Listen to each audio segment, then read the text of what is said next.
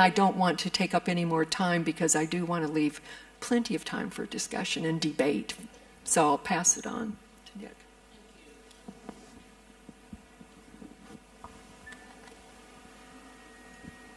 Thank you, Lucy. Our second speaker would be, you're not just going to pass it on, I've mixed you up. Mr. Ichiro Kawamura, please. Thank you. Let me explain about the history of Honda, how we fighting against counterfeiting. In the past, it was pretty simple. Trademark infringement and design patent. So it was a lot easier to catch them at the border. So the customs police are quite effective in stopping these people. But it's not that easy anymore. Things are getting very, very complicated. And no trademark is using. Maybe they attach the trademark later after they land in the port. Or design modification. When they modify the design, it's hard to tell at the port this is like merely a copy of the design. Also, we have like a motorcycle or a power generator, long-selling products, which is more than like a patent life. And now it's getting very complicated to fight those counterfeit products for those like long-selling products. We don't really have like patents or design patents. So sometimes we have to choose our mind how we can attack those peoples. And the auto, motorcycle, and power products, when the products is getting smaller, it'll be probably a lot easier for them to copy. When it comes to parts supply, they build the parts after reverse engineer, and sometimes and quite often we don't really have IP rights over like pistons and the rings and the bearings, and these people start copying, from nuts to bolts. And when it comes to, let's say, like pistons, plugs, oil filters, brake pads are quite often they really affect the performance of the vehicle. But the recent case is we found in China. It's an airbag inflator. This is the gas generator. They use the inflator. When in case the accident, it'll deploy the airbag, and it's just poor quality and built so badly, and it's really life-threatening just in case you have like a collision on a road. So these people, we have to stop somehow to protect our customers' the life. So in Japan, JAMA, Japanese Automotive Manufacturers Association, and also the government, we built a joint coalition. It's called IIPPF. And we try to work with the Chinese government to hit hard. Sometimes we rate the place, and also we try to raise public awareness through our PR activities. And international networking, when it comes to like this, is very important. Design patent rights on the inflator, it does not really exist, but we have to stop them just to protect our customers. And this goes a little bit off the track. Very interesting case recently came up. In Thailand, there was somebody who claimed that they're representing Honda, and they're hitting the counterfeit people. Actually, we have no relationship with them, but they're policing around and they're collecting monies. And we have to deal with them. We have to tell them, the court, they are not our representatives. And I never thought of fighting in counterfeit people. There are cases like that. Also, like in Vietnam, there is a copy product. It's the Vespa frame with a Honda engine. Honda engine came from our joint venture in China. And they have legitimate documents with all the signature, but they're all fake. So to fight these people, we have to work with like a Vespa. And also we have to tell them those documents with the actual signature, it's a full copy, real, but very fake. We have to fight those people. So things are getting more like expanded and complicated. We never know how these counterfeit people will play anywhere. So it's I'm telling you that probably it's really not like an end game. It'll continue forever and ever. I hope not. When it comes to a CSR, obviously, our company sells a transportation device, so safety is a big issue. So when we see a lot more vehicles, motorcycles on the road, public safety, traffic safety is the matter.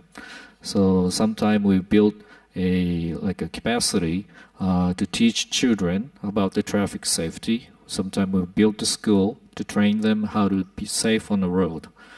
But in any event, raising awareness, public awareness, strategic promotion, and hitting hard those people, counterfeiting people, and also the collaboration between private sector and government is very, very important. And does it really affect our decision? If IP enforcement is effective in certain countries, we can bring more money, more investment. That's not really, I'm personally not sure, but I can tell when it comes to a new investment to a new country, if we see a lot of corruption and the legal system doesn't work, the government doesn't help, then probably we'll make no decision to get into that country. However, once we already made the decision to get into the country, and if we see those strong counterfeiting activities, probably we have to fight against as much as possible. And a legal system, CSR, and fighting counterfeiting people, I can't exactly give you a certain logic how the corporation will work, but I can give you maybe one other example what we're doing in the United States. 1950s, we start bringing our small motorcycles in the United States, and it's getting bigger. U.S. is one of the biggest the market for Honda. It makes a lot of profit. And obviously, if we see more market, if we see more selling, we bring in more sales and more products and more investment. And legal system in the United States really protect us as a patent holder, design patent holder, and any IP rights holders. And in 1993, we started a school in Colorado. It's called Eagle Rock School. This school is very unique in collecting a dropout kids or kids doesn't really didn't fit in a school. They're just to sort of like a dropout from the societies. We will gather these the students from age 15 to 17 and just give them, discipline them, and bring them back to the society.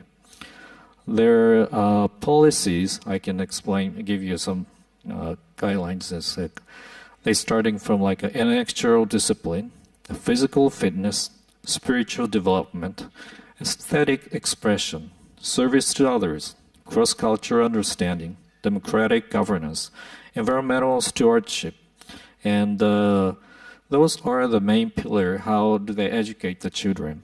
And recently, it looks like this school received some award because this is not the place for just the children, also for educator to research how they can education will affect the students. And once you have I believe this is a good example. If you have a good legal system, good market, profit, and will return back to the society in this the form. So. I hope you will maybe visit the website of Eagle Rock School. This is one of our Honda's big social responsibilities. Thank you. Thank you very much, Ichiro. Nick, can we hear from you? Unilever is a very big investor in developing countries with some excellent and commendable CSR policies and programs. Can we hear from you how you see governments and corporate work? Thank you. Your Excellencies, good afternoon. I think what really brought this home to me was a few years ago I was in West Africa and I was doing sort of the normal training programs, and afterwards you have the question and answer sessions. And the final question I was asked by a young customs officer, and it was very much a general business question, is, you want us to look after your IP rights, you want us to do these seizures, but what do you do for us? what do you companies do? Do you just come in, make lots of money, and go away? And it really made me think that we've got tremendous programs across Africa in terms of corporate affairs. And whereas they should never be linked and it should never be a carrot or a stick, we could do a lot more in terms of earning the respect. We want people to respect our IP rights, but we need to go out and show them what we're doing in their communities to earn that respect. And I think since I've started sort of adding that in, just to show this is what we're doing in your community, if it's in Tanzania, we have tea estates and we educate, we house the majority of the workers, we educate them, we have some of the best hospitals, we have ARV and HIV programs, we've got a huge tree planting scheme. People see us as making a very positive contribution to the local community, and I think by doing that are far more to earn that respect and are far more likely to help us working both ways to protect IP protection. Okay, thank you. The next speaker